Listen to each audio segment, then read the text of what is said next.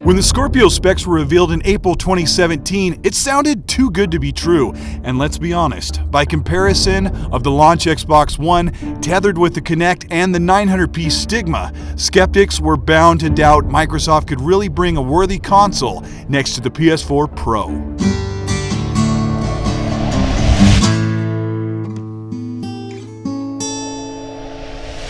We are going to take a look at 10 real, wrongful claims against the Xbox One X that have already been proven even before the console was launched. Sit down, grab your drink of choice, and sideline any distractions and maybe take some notes. Scorpio's gonna be $600 to $800. PC gamers used to playing AAA games knew that when they bought their video card, they spent at least $150 on it.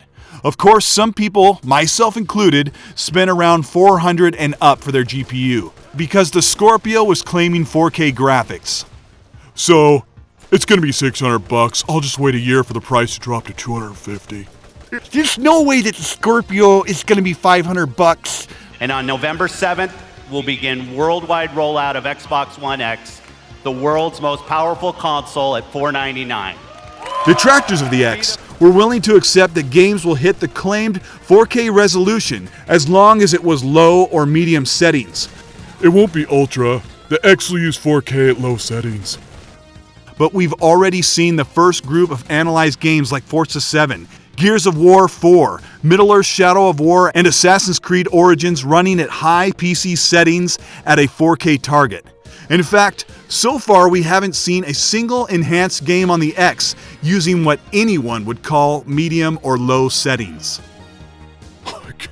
It can't do 4K 60. Enjoy your 30 FPS. Of course, it's rare to expect a $500 console to target 4K 60 on most or any games, but Forza 7 has become the poster child for that claim, running against Turn 10's recommended specs. The game specs, not just a claim from the developer, that you need a GTX 1080 or Vega 64. Now these are $600 GPUs, and they said you need that to run Forza 7 at 4K 60, or in other words, at Xbox One X performance standards. Is this recommended spec true? No. The specs are very loose on every PC game, and I can tell you from experience, because I've put over 30 hours into Forza 7 on my PC, that my GTX 1070 is running Forza 7 at Ultra 4K 60 with very few issues. Now my CPU is a little weak, well, so is the Xbox One X CPU, but 60 FPS is still within reach, as we've seen in almost every competitive multiplayer console game. Rise of the Tomb Raider and Gears of War 4 are offering 1080p 60 modes, something that PC gamers call the baseline requirement for real gaming, 60 FPS. Hopefully, more devs will follow suit and offer 60 FPS modes on big games. No third-party games will be 4K. Looking at the list of 4K capable games running on the Xbox One X, ranging from indies to the latest AAA shooters, it's clear that devs want their games to look the best way on whatever hardware is possible. This leads us right into our next wrongful claim. Devs won't support the X. Before the X even launched, the long list of enhanced games reached 150. A long list of HDR, 4K, and performance-enhanced games made to run better on the X, above and beyond what the PS4 Pro offered. Back in April, I claimed that 100 games were being supported for 4K resolution, and that list ended up being fabricated, but the count was true, and not long after that, Microsoft actually revealed the list of 100 enhanced games. The PS4 Pro has been out for a year, and Sony still hasn't released a list of supported games on their newest console. Devs are motivated to support the X, and that brings us straight into the next wrong. PARITY. PS4 and Xbox One will hold back the X. Sony's marketing head, Jim Ryan, claimed this year that, quote, developers always choose to target the low-end hardware. Sony's own PlayStation 4 Pro hasn't fared well when it comes to offering extra enhancements. Not all developers utilize the full potential of the PS4 Pro hardware, so it's not hard to see the same thing happening for the Xbox One X. He kind of sounds like an Elcor, doesn't he? Jim Ryan assumed that developers would use the common denominator, the PS4 or the PS4 Pro, to target graphics and then not waste time or better enhancements on the X. Gamers on all sides were in agreement that developers don't care about making a better version of their game for a smaller console base. But with multi-plats like Middle-earth Shadow of War, Assassin's Creed Origins, and even Sony-marketed games like Star Wars Battlefront 2 and Call of Duty World War II, the more powerful Xbox One X will see visual and performance enhancements, even better draw distances, and visual effects that the Pro can't manage with low bandwidth and a less capable graphics engine. Speaking of, 6 teraflops isn't enough for 4K. Ars Technica claimed that 6 teraflops was a tall order for 4K, comparing the X to a PC GPU that couldn't hit 4K with 6 to 8 teraflops.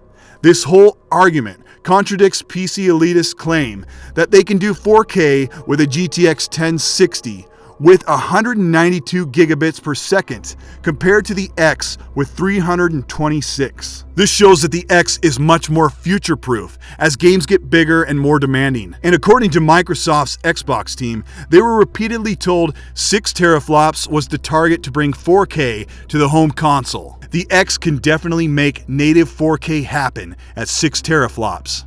This is also due to that increased memory bandwidth and the design of the console. The majority of the 1300 games library will be at 1080p or checkerboard at 4K, but for the enhanced list of 150, almost all of those games are targeting 4K. My $500 PC kills the X. This has been repeated millions of times. PC gamers also did very little to hide their threat to their platform or the money that they had invested in their gaming rig. For years, they've been saying that PC is more powerful than consoles, and it's strikingly true. They've also wished that consoles could get on their level and rise to nobility. But once the X appeared to rise up to that challenge and become something more than a weak, 10-year-old gaming PC, the panic was obvious. Instead of celebrating a powerful console that would push the industry forward, ceasing to hold back gaming, they claimed that they could build a similar priced PC that could outperform the X. But 2 builds were presented to me. A $500 build that can't meet the X resolution and high setting standards, or a PC that was over budget. PC is still the preferred solution, no matter what the cost. But if you're an Xbox gamer with a library of games, it may not be worth it to you to rebuy your favorite games and move your multiplayer experience to mouse and keyboard. The worst part of this argument was the Pentium debacle. Claiming that a $75 dual-core CPU could do everything that the X claimed. Only 2 problems killed that idea.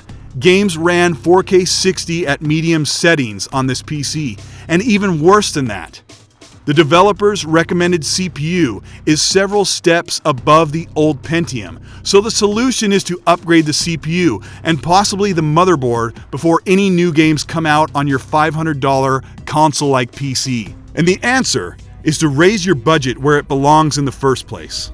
The Xbox FLOPIO will, flop. The Xbox One was already flopping over the past 3 years when the Scorpio was revealed.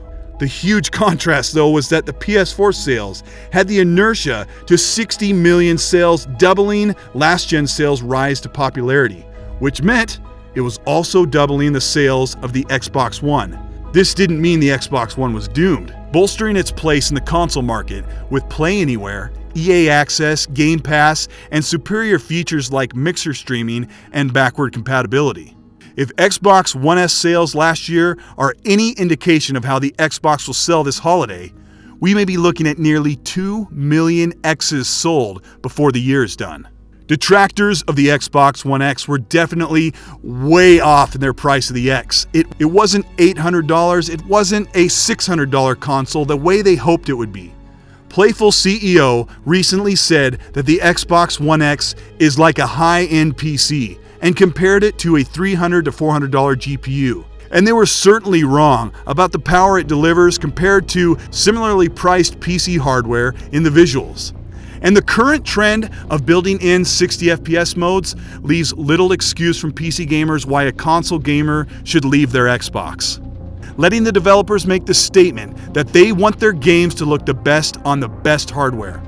And though the Xbox is a small platform, even compared to the bustling Nintendo Switch. No matter how big PS4 is in comparison, power matters to developers and gamers alike. This is Colt Eastwood. This has been a long road from April 2017 when we first saw the guts of the Scorpio, but here we are. Almost all of the information we need. Games will be examined and compared on the X to the Pro this holiday, and we'll get the final confirmation of the claims we've made here on this channel. Keep in mind, the majority of the things that I've said throughout my time covering the console, it's based on cited quotes and observations from the experts in the industry and from developers. Along the way, I've run some numbers based on prior games performance or charted sales and stats, and I hope if you've watched these videos, you understand that I've tried my best to get you the most quality information, with some common sense thrown in for good measure. So far, almost everything I've claimed has turned out to be true, and I always try to err on the safe side. If this is your first time here, welcome. I hope you enjoyed the video, and if you did, hit the like button and subscribe if this is your type of content. We are a little over a week away from the launch of the Xbox One X, and I hope all of you were able to afford one, and those that could, I hope you don't see any delays with shipping. It's an incredible time to be a gamer on any platform. In the next 8 months, we will be packed with fantastic games to keep us busy. Add me on Twitter and Xbox Live at Colt Eastwood if you have any questions about this video or if you just want to chat. I'll see you down in the comment section, gamers. Have a great week.